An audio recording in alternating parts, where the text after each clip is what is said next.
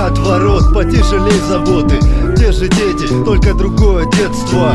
И тут уже не обойтись без последствий. Родители есть, но не у каждого. Знать это важно. Рвут мир бумажный на части, без ласки. Детская тоска в поисках тепла у прохожих, но там опять маска.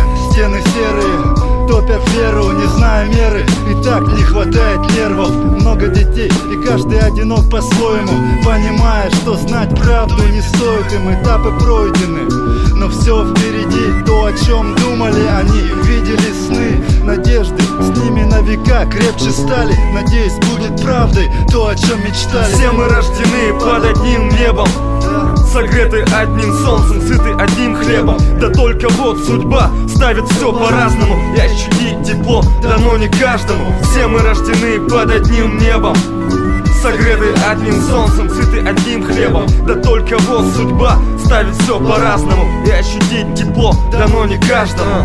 Это же дети, вы даже не заметите, и 10 нет. Нюхает клей в подъезде, ища другие миры в пакетах.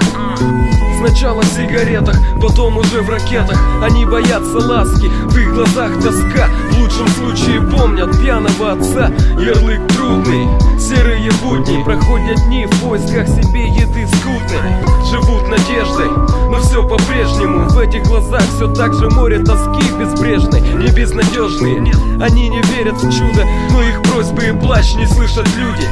Ведь у других есть игрушки, у них другие игры. Нарисовать бы счастье, да нет палитры. Слышишь? Это же дети.